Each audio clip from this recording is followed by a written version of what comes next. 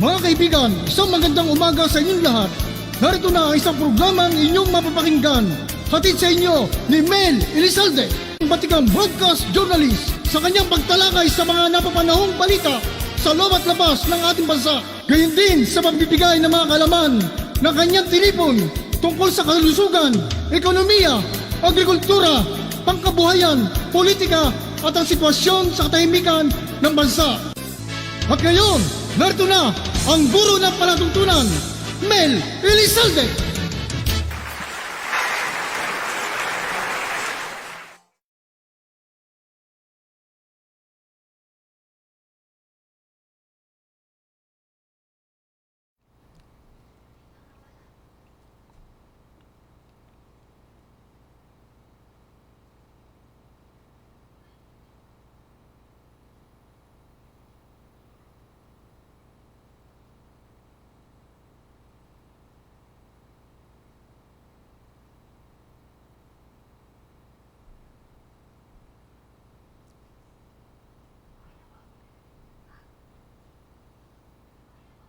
Magandang umaga po sa inyong lahat, mga minamahal naming taga-subaybay. Welcome po dito sa ating studio sa Elizalde Broadcasting mula sa Kalakang, Maynila at syempre sa ating pong programang EB Talakayan. Alam nyo, dapat ho kasama natin ngayon si Mr. Sammy Gabot. Kaya lang ho may problema ho yung ating Zoom. Hindi ho nila makaya dahil nag-ano daw itong computer. But we will do our best this day, Mr. Gabot. Pag baka sakali ho, papatignan ko dun sa isang magaling sa computer. Akala ko ho maayos But then, ngayong umaga, ang ating pong araw ngayon ay October 24, Lunes na Lunes. Sus Maria Josep, alam niyo po na late ako nang dating. Dati 8 o'clock nandito na ako sa office. Dumating ho ako 8:20 na kasi napaka-traffic ho. Hindi ko alam kung sobrang bakit ang traffic. Ayan ho, dahil sa nalalapit na ang undas, marami tayong mga kababayan ngayon na umuwi ngayon pa lang. Isang linggo pa bago undas, kasi alam niyo po itong ating sineselebrate na to na undas ay talaga namang napaka-importante para sa mga Pilipino. Kaya ito, sinasabi po ng DOTR or Department of Trade of Transportation, handa sa dagsa ng mga biyahero sa undas. Well, thank you very much naman kung ganon. Kasi talaga po naman makikita nyo ngayon pa lang sa mga train station, sa mga barko, siyempre sa aeroplano rin, marami ho ang talagang, lalo sa barko, pumipila para bumili ng ticket at saka sa mga jeepneys and mga buses, talaga naman, lalo na kung ilang araw na lang bago mag-undas. Dahil once in a year ay sineselebrate po natin ang undas na kung saan ang ating mga mahal sa buhay na nangamayapa na ay talagang yan ay kalakaran na o ibig sabihin talagang kinagisnan na ng mga Pinoy, tayong mga Pilipino na dadagsa tayo sa sementeryo para sila ay dalawin. Pero sa totoo lang, wala naman tayo dadalawin doon no? Nasa sa isip lang ho natin yon kahit po doon tayo sa bahay, nagdarasal, okay na ho yun. Pero dahil nga kinagawian natin, tayo talagang kailangan pumunta ron. Iyon ang ating ginagawa no matter what. Anong ating mga pinagkakaabalahan talagang dapat ay pupunta tayo. Mga ganon, di ba? Kasi parang kawawa naman yung puntod ng inyong kaanak kapag walang dumalaw, no? At siyempre, makikita nyo yung mga kapitbahay ng mga puntod, daming mga dumadalaw. Tapos yung isang puntod doon na parang sasabihin hindi raw naalala. Hindi naman po siguro ganoon, no? Kasi ang pag-alala naman sa mga namayapa na sa pamamagitan ng panalangin. Sabi nga po, habang nabubuhay ang tao, doon ho natin ipakita na siya ay mahalaga sa atin, mahal sa atin, at nalulugod tayo na siya ay nandiyan pa sa ating buhay. Kasi pag namayapa na, kahit ho anong gawin natin pakita, hindi na ho niya yung alam. Kaya yan ang ating mga nasa sa isip kung bakit dagsaan tayo sa sa sementeryo. Pero bago ho tayo magpatuloy, ito po, ako'y nalulugod dahil meron po tayong isang shoutout dito na talagang mahal ko po itong taon to, si Dr. Loida D. Diaz is watching with you. Thank you very much, ma'am. Ito po yung former principal po namin sa Arellano High School dito sa Maynila. One of the best principals dito sa buong Manila. Ma'am, ano ba? Gawa na kayo ng programa nyo rito. para ho, siyempre, para sa mga sangkaguruan, alam ko naman na kayang-kaya nyo yon. At of course, Miss Diding Elizalde is watching from Antique. Yun. Ito po yung ating correspondence diyan sa Antique. So, yan po. Mga mahal nating mga kababayan. Pero paalala ho, ngayon, sinasabi ng DOTR na bagamat handa sa dagsa ng mga biyahero sa Undas, kinakailangan wag na ho tayo magpa-late. Sabi tayo kasi mga Pilipino, mahilig ho dun sa last minute di ba? Yung mahilig tayo dun sa, itong araw na lang na to, sigurado, kailangan umalis na tayo, parang ganun. Pero sa totoo lang, mga 2 araw pa o 3 araw pa, kung umari, 1 linggo pa nga, pumunta na kayo doon sa dapat yung puntahan. Ayan ho, yung mga puntod sa sementeryo. Nakita nyo ho, yung mga, yung mga puntod dyan sa North Cemetery, no? Ginawa na hong parang, ayun no, parang apartment na na para ho yung condominium na nakita nyo yan.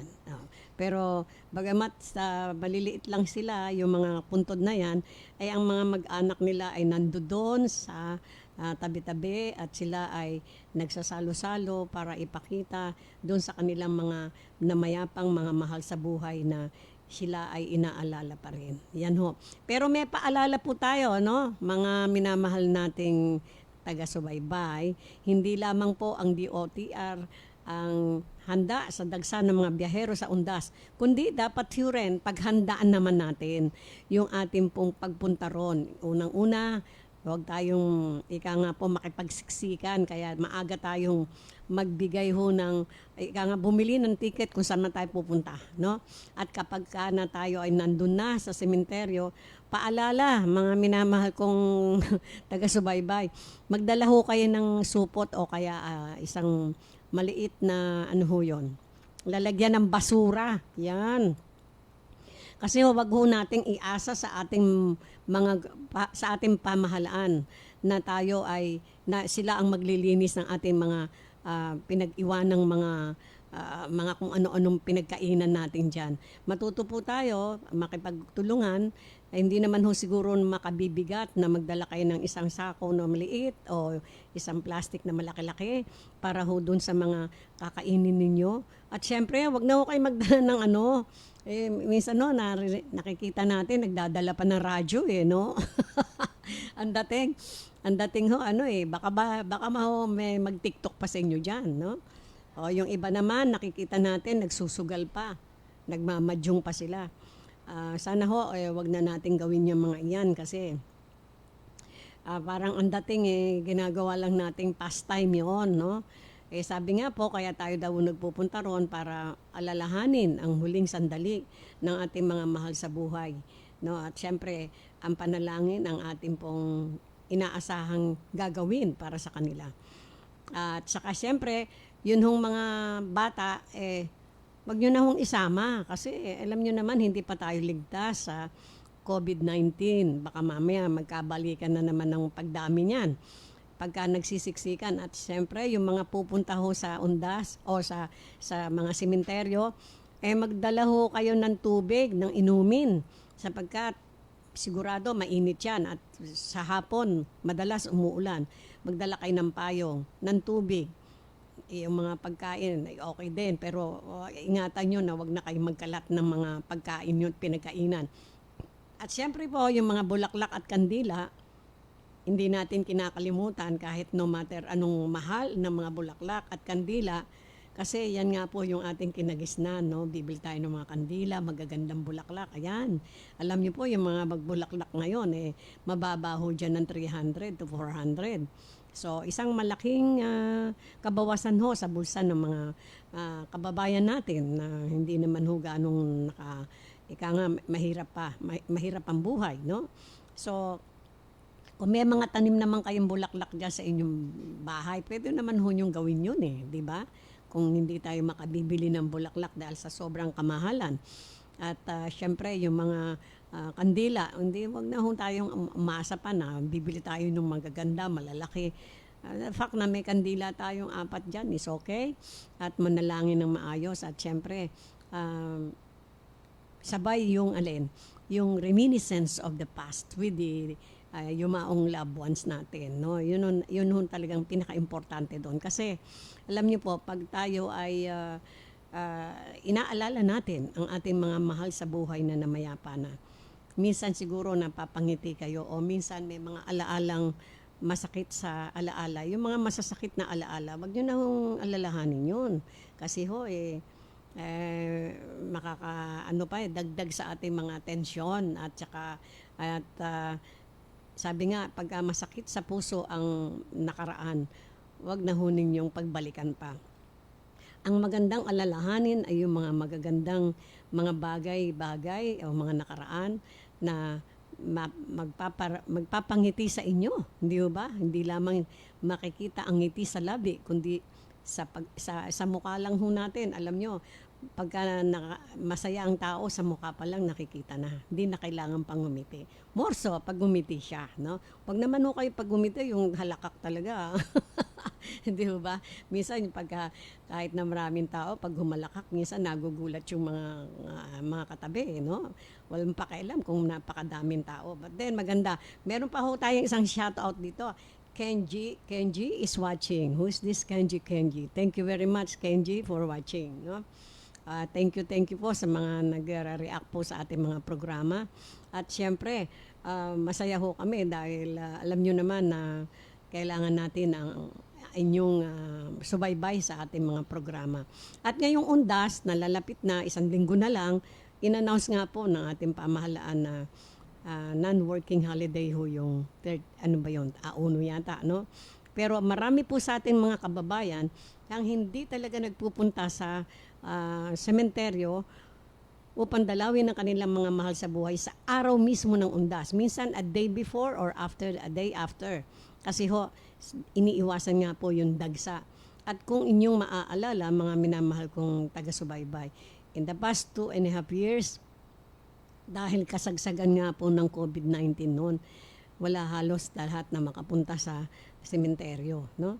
Talaga naman at talagang de oras at talagang mahigpit. Lahat ng mga pumapasok doon, tinitignan kung ano yung mga dalahin, kung ano-ano pa. Ngayon ay dumating na muli ang pagkakataon na pwede tayong maglabas-masok sa sementeryo.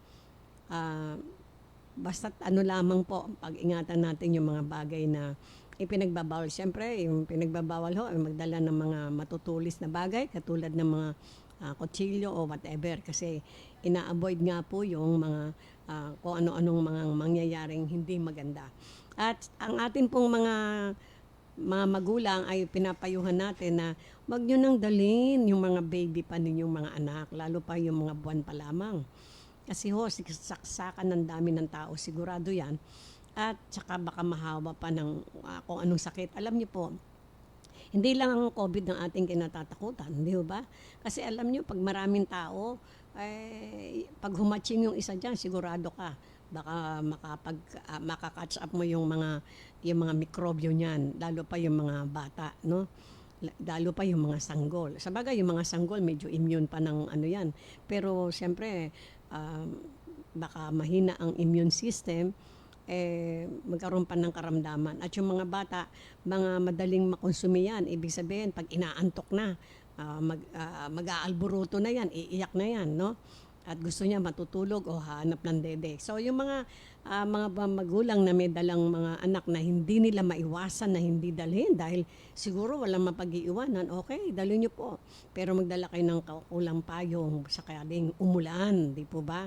At syempre, yung dede o yung gatas ng inyong anak, huwag niyong kakalimutan. Kasi pag nag-alboroto yan, yun lang ho ang kasagutan di ba? Maliban lang ko sa inyo, ika nga ho, dumedede yung bata.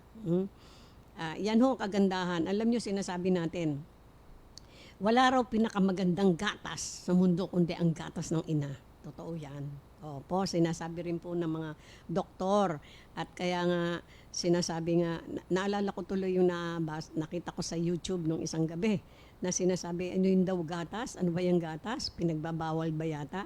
Bakit naman ho pagbabawal ang gatas? Maraming vitamin at mineral yan, di po ba? At sinasabi ko yung mga gatas, meron bang gatas na pinapowder? Ang lahat daw ng gatas galing sa, katulad sa baka, no? Kambing, mga ganyan-ganyan. Bakit daw paro pinapowder yan, no? At ano ang magiging epekto niyan sa katawan ng tao? Yan. Kung saan-saan napunta yung ating usapan sapagkat ito ay kaugnay sa ating pong mga pinag-uusapan na pagdagsa natin pagpunta sa sementeryo.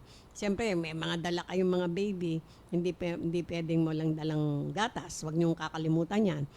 Tubig, gatas, ano pa? Siyempre, pagkain pang samantala na pantunaw ng inyong pagutom, no? Pag maraming tao, nagugutom yung tao, hindi ba? Nahahawa kasi nakikita niya, nagkakainan doon sa kabila. Dapat may dala rin kayo, hindi po ba? At syempre, pagdala nyo na yung mga pagkain nyo, huwag nyo kalimutan yung kalinisan. Number 1 po yun. Hindi lang tayo dapat sa bahay malinis, kundi sa labas ng ating tahanan. Lalo pa ang ating tahanan, syempre, itong ating bayang Pilipinas na pananatilihin nating malinis. Kahit saan tayo pumunta, tumulad ho tayo doon sa ibang bayan. At dapat nga, ma-excel pa natin ho yung ibang bansa na sinasabing pagdating sa kalinisan ay number 1. Alin yun? Yung mga bansang Japan, napunta rin po ako dyan. Talaga naman pong sobrang linis. Singapore, ganun din. I wish na tayo po ay maging ganun. Kasi sila ho, alimbawa, kumuha sila ng isang candy. Akala nyo po ba itatapon nila yun sa isang basta-basta? Tayo, sa totoo lang, wag naman ho kayo magagalit. Kahit nasa jeep kayo, pag kumain kayo ng candy, pag binalatan nyo, wala kayong kere-kere. Itatapon nyo kung saan yung gustong itapon. Sa bintana ba? O dyan sa ano? May bag naman ho kayo. Yan ho, kailangan maging conscious tayo sa mga basura ho nating dapat na pangalagaan yung ating kapaligiran sa pamamagitan ng wag pagtatapon ng mga basura, lalo na ngayong darating ang undas. Kasi alam niyo po ba, nung mga nakaraang panahon na pagkatapos ng undas, kawawa ho ang, alimbawa ho sa Maynila, sa norte, nako, dagsa-daksang basura, tons of basura ang nakokolekta. At syempre, yan ho ay naka-charge sa City Government of Manila. Yung bayad sa basura, no? Kaya para ho tayo makatulong, makatipid tayo sa budget, tayo po ay tumulong. Tumulong sa pagiging malinis na sa ating bansa at sa pagiging malinis na Pilipino, no? Kasi kahit ho yung mga upos natin, akala nyo pag ganyan-ganyan lang. Yung upos, syempre may kasamang sigarilyo yun, di ba? Pag tinapon nyo yun, ang pangit ho tignan at nakakabara ho ng mga sa mga kanal-kanal. Pag naipon ho yan, kahit ho sa lababo pag tinapon nyo yung mga maliliit na pinag-upusan ng sigarilyo, talagang ganun ho ang mangyayari. Kaya dapat maisip naman ho natin na. At isa pa hong problema, bagamat sinasabi ng DOTR, Department of Transportation, handa sila sa dagsa ng mga biyahero sa undas, yun ho mga pupunta sa probinsya. Yung mga sasakay ng barko, sasakay ng eroplano, ayan ho, magpabook kayo ng maaga. Kasi minsan nakikita nyo, inabot kayo ng isang araw bago kayo nakasakay. Meron nung ganun mga pangyayari, hindi ho ba? Kasi, bakit? Late ang inyong pagbili ng mga ticket. Kung talaga palang meron kayong balak na you spend your undas, no, your November 1 sa probinsya na makita ninyo ang libing ng inyong mga mahal sa buhay, abay kailangan ho agahan nyo ng pagbubuk kung kayo kailangan sumakay ng barko. Ayan, naghang ba? Miss ba? Naghang? Yan ho ang mga, yun yung ating mga pasubali. At syempre, pag sumasakay ho tayo ng barko, be sure na yung ating pong mga kasama ay intact, lalo na po yung mga bata. Minsan napapabayaan ho natin no? Parang ang dating nakalimutan natin na may kasama pala tayong bata. Kaya ang dami pong kaso na nawawalang mga bata sa araw ng undas. Napansin niyo ho ba yon? Kaya minsan meron ho doon sa isang kapulisan doon na nakatalaga, syempre inaano sila, oh yung isang bata rito, ang pangalan ganito gano'n, nawawala, sino yung nanay? Yun ho, medyo sa kapabayaan ba yun? O sa makakalimutin nyo? Abay, pag alam nyo hong makakalimutin na kayo dahil double citizenship na kayo, senior na, hawakan yung mabuti yung bata at saka syempre, lagi nyong isipin na baka makalimutan ko tong apo ko O, lagi niyong iisipin na gano'n. Kaya hawakan niyo siya at dahil sa sobrang dami nga ng tao, baka yun na maging sanhi na maligaw yung bata, mawala sa pagkakahawak niyo. Mamomroblema ho kayo. Siyempre, pag nawala yung kasama niyong bata, tensyon ang aabutin niyo, hindi ho ba? Matetensyon kayo, nawala na sa isip niyo yung pagpunta niyo sa undas. Ano ang purpose niyo pagpunta sa undas? Mawawala na sa isip niyo. Ang naiisip niyo, yung nawawala, yung apo o yung anak niyo nawawala. So, nasan ho? Kaya samantalang yung isang araw na yan, na sa loob ng isang taon ay dapat ialay natin sa ating, sinasabi niyo nga, yun ang ating, kinalakihan o yun ang ating kinagisnan na yung ating mga patay na mga kaanak ay ginugunita. Paano gugunitain kung na-tension na kayo dahil nawala nga sa kamay nyo yung apo nyo o yung anak nyo nawala sa dami ng tao. So, yan ho yung mga paalala at syempre, ay yung mga bata naman ho na hindi na dapat pang isama. Yung sobra ng maliit pa yun, sanggol pa, wag nyo na hong isama. No? Magkakaroon lang kayo ng problema. At kung inyo pong aalalahanin yung mga nakaraang mga undas, lagi ho tayong binabagyo di ho ba? Lagi tayong, hindi naman binabagyo, kundi umuulan sa kahapunan. Pagdating na sa hapon, nandyan na yung ulan. Kaya biro nyo, yung kainitin na yon, pinagpapawisan kayo, tapos biglang babagsak ang ulan, baka malamang talagang magsipunin kayo at magkaroon ng problema. At syempre, dyan po sa loob ng itong yung North Cemetery, bantog na bantog ho yan, napakalaking sementeryo at alam nyo naman na yung ibang mga lugar dyan ay mababa at medyo binabaha. Maghanda ho kayo ng bota kasi alam nyo naman na yung mga daga ay nagtatago dyan sa mga, lalo na mga sementeryo yan, di ba?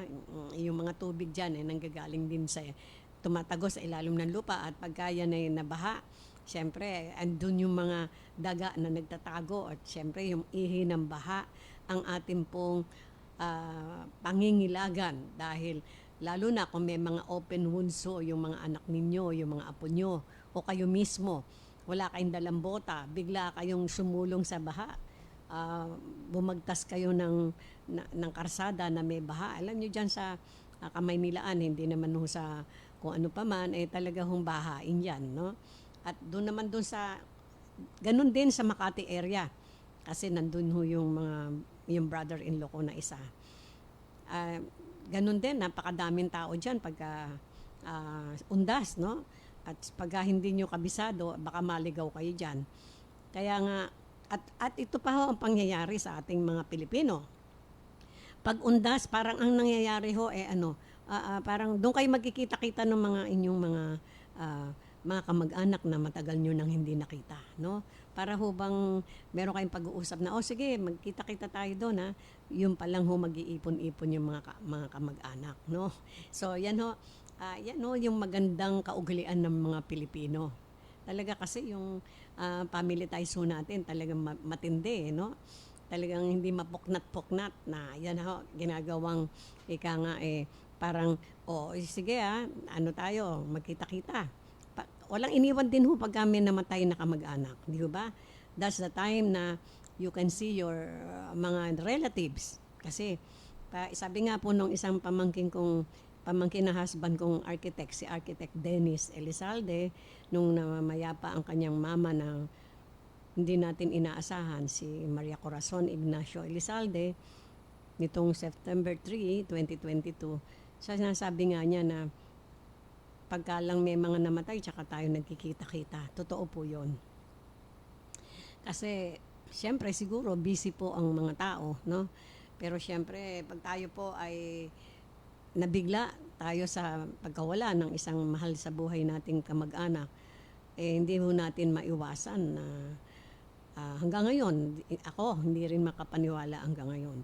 Pero nung siya po ay inilibing na, paumanhin sa mga anak, talagang hindi ho ako nakapunta dahil sa isang mabigat na kadahilanan. Pero it's a good thing na nakadalaw naman ako kasama yung aking mga anak doon sa Manila Memorial sa Parañaque. But then, yun nga ho ang sinasabi natin na ang undas ay isang malaking, ika nga kailangan ang undas ay isang malaking pagtitipon ng mga Pilipino kasama ang pamilya at mga mahal sa buhay. Dahil yan ay atin pong kinagisnan. Kaya pahalagahan din ho natin. Kaya nga, bagamat sinasabi ng Department of Trade, of Transportation na handa sila sa dagsa ng mga biyahero sa undas, be it in mga buses, jeepneys, ganun din sa mga barko. Sinabihan na nila ang marahil ang Philippine Ports Authority na namamahala sa mga biyaheng papuntang yung mga barko, no, lalo na yung papuntang Batangas, no, marami hong nagsisiuwian diyan at dagsa ang mga tao sa pier at minsan isang araw na sila nandoon sila sa mismo sa pier para makakuha sila ng islat para makasakay sa barko. At tandaan niyo po, naalala niyo po ba na pagka na-overload naman ang barko, no, kung naalala nyo, may lumubog na barko noon yung ano ba yun yung barko na lumubog na overloaded yata ng pasahero. Sana wag naman mangyari ho yan kasi ngayon dagsa ang pasahero. At alam naman ng mga autoridad ng mga namamahala sa mga barko na kung ang kanilang mga pasahero ay overloaded na, sana wag na hong mangyari muli yon dahil napakasakit naman kung ganyan na mangyayari. At any rate, itong mga sasakyan naman natin dito sa Metro Manila, yung mga jeepneys at mga buses na nagbayayaot pa rito sa northern part, dito sa bandang Monumento, papuntang May Kawayan, so and so. At dito naman papuntang south na mga papuntang Alabang, Laguna, etc. Asahan nyo po na nakahanda sila at lagi namang, siyempre, yung mga buses dyan matitindi, mga aircon bus. Talaga namang, ang pasahero komportable sa loob ng bus, no? At kung kayo naman ay pagdating sa babaan na, wag nyo kalilimutan yung inyong mga daladalahin. Dahil pag nakalimutan nyo na yan, chances are na ma-retrieve natin uli yon dahil maraming tao. Mabuti sana kung makikita ho ng namamahala sa mga bus na may naiwan. Siyempre, yun na itinatabi ng bus transportation, at doon nilalagay sa kanila opisina para pag magke-claim, ay nakukuha rin. Pero what kung nadampot naman ng iba? So, paalala ho, yung mga pagka makakalimutin ninyo, yung inyong mga bagahe, yung mga kasama nyo mga bata, mga kasamang bata, pangalawa, mga bagahe, mga importante, baka mamaya magkaroon tayo ng stress kapag tayo ay nawalan ng isang bagay. Alam niyo naman, sa karamihan ng tao, pagka medyo nagkakagulo na, o ibig sabihin, pila-pila, nakakalimutan nyo ho yung mga importanteng bagay na dapat ay inyong inihahanda. At syempre, lalo na ho yung wallet, napaka-importante ho niyan. Kasi doon nakasalala yung paano kayo sasakay ng mamamasahe kung yung mismong wallet nyo ay nawala. Tulad doon ng isang kaibigan namin dito, kalain nyo, kakukuha lang niya ng mga IDs niya. Pagkatapos, biglang nung nagbayad siya sa pinagkainan nila ng kanyang anak, nakalimutan niya na yung wallet niya. So, mabuti, sabi niya, hindi bali na lang yung laman, hindi naman masyadong marami. Ang masama daw ang loob niya ay yung kanyang mga IDs na kakukuha lang niya. Nako, talaga po naman.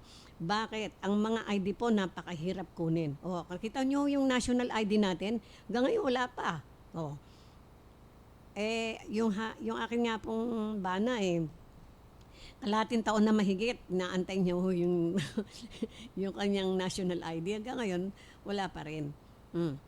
Kaya hanggang kailan ho yun? At kaya nga sinasabi ko sa inyo, kung tayo po ay nakakuha ng mga ID na yan, na kailangan natin sa lahat ng pagkakataon, lalo pa kung naalala nyo, pinirmahan na ng ating presidente yung tungkol sa SIM card, no, na atin pong itatala, isasubmit natin yung number nun sa telecommunication para yun ho ay isa sa mga batas na ngayon at bibigyan tayo ng pagkakataon. Ay siyempre, pag ginawa po natin yan, magsasubmit tayo ng valid ID. It's either driver's license o kung ano mang valid ID nyo niya dyan.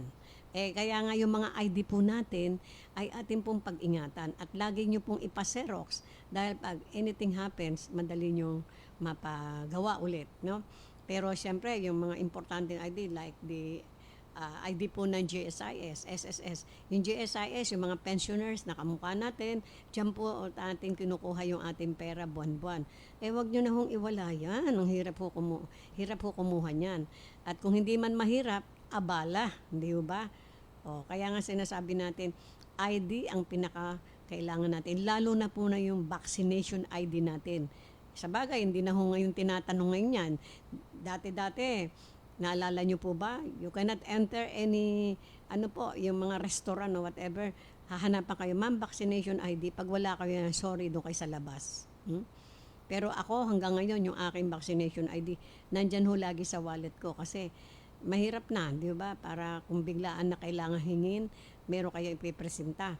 Kasi napakahalaga po ng ating mga ID. At doon naman sa mga pensioner ng GSIS, yung ID natin na siyang pinaka-ATM na rin natin yon, di po ba?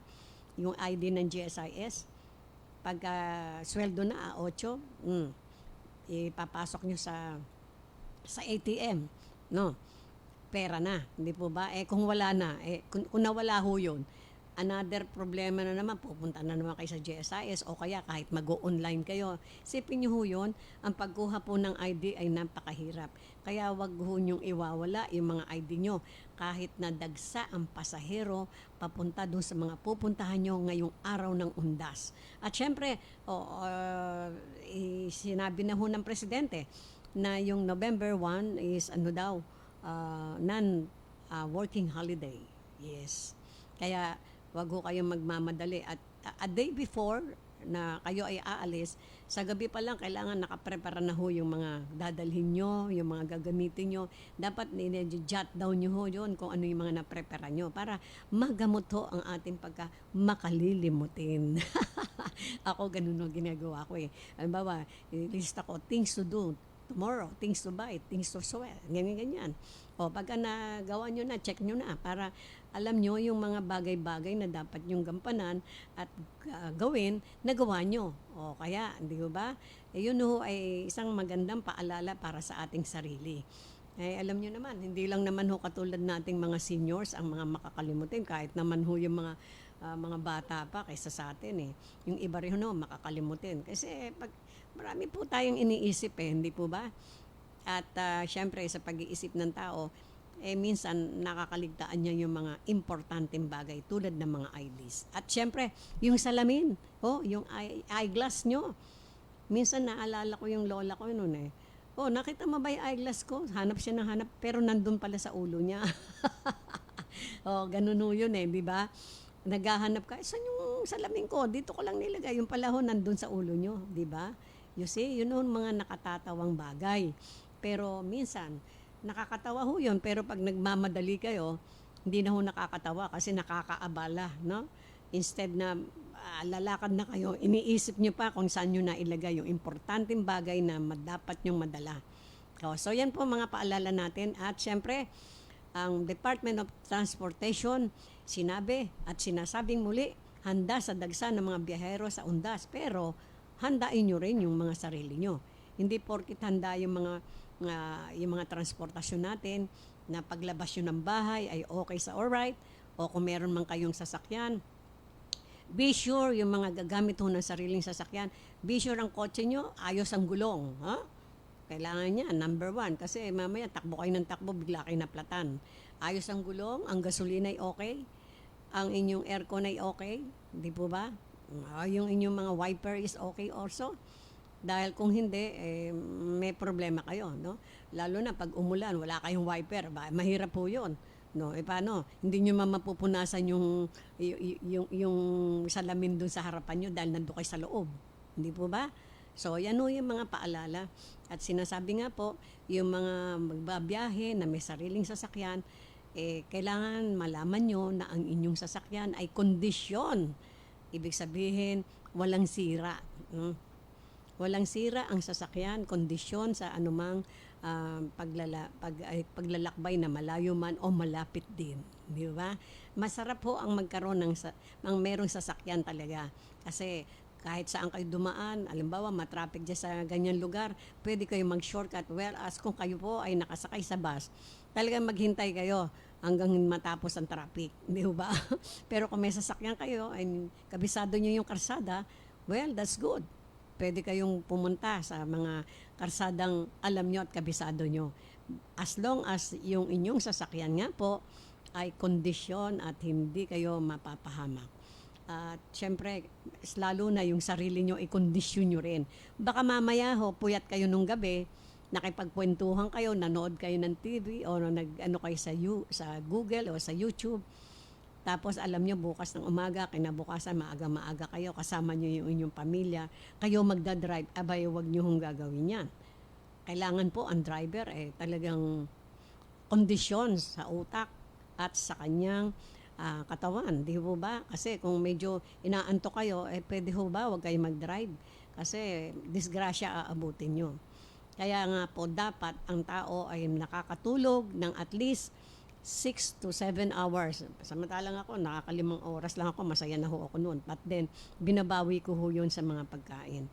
At siyempre, yung pagnanap ho ninyo, mahalaga rin ho yun. Kasi ito, sasabihin ko sa inyo, yung mga magmamaneho, lalo na kung long drive yan, no, ang gagawin nyo po, kung medyo inaanto kayo, abay, umano kayo sa sumilong muna kayo sa isang daan o sa isang parte ng daan at mag-relax kayo ng ilang minuto at anuhin nyo yung sarili nyo kung kayo ba ay inaantok pa o magnap kayo kasi mahirap pong pilitin ang kalabanin ang antok. Yan ho ang wag nyong kalabanin nyo na ho lahat, wag lang ang antok nyo dahil sigurado talo kayo dyan. No? At siyempre, ano pa man ang mangyari pag inaantok kayo, ang inyong mga kasama sa loob ng behikulo ay nasa kamay ninyo ang kaligtasan. Alam niyo po ba yon? Lalo na pa kasama niyo ang inyong pamilya. Kung saan masasaya kayo pagkatapos magkakaroon kayo ng aksidente dahil lang sa kapabayaan. Sana po, wag namang mangyari yan at ihanda natin ang ating mga sarili physically, mentally, psychologically. At syempre, ating pong mga sasakyan na gagamitin. Kung kayo man ay magpa-private na sasakyan, yan po. At saka, yan po, enjoy the day. And of course, paalala sa inyong lahat, wag ho puro saya ang gagawin natin doon. Magdasal tayo para sa ating yumaong mahal sa buhay. So, yan po mga minamahal kong mga taga-subaybay. Don't forget to like us, subscribe us, follow us sa ating pong YouTube channel at sa ating pong Facebook channel at sa lahat po ng ating mga programa dito sa Elizalde Broadcasting. At pipilitin po natin na ang ating pong magkakaroon tayo ng mga Zoom interview and of course, yung mga kapartner ho natin sa Zoom na mga kasama katulad ni Mr. Sammy Gabot, hinahanda po namin yung ating mga Zoom dito para makasama po kayo. Hanggang sa muli, mga minamahal kong taga-subaybay, maraming salamat po at dun sa ating pong mga nag-react sa ating programa ngayong umaga.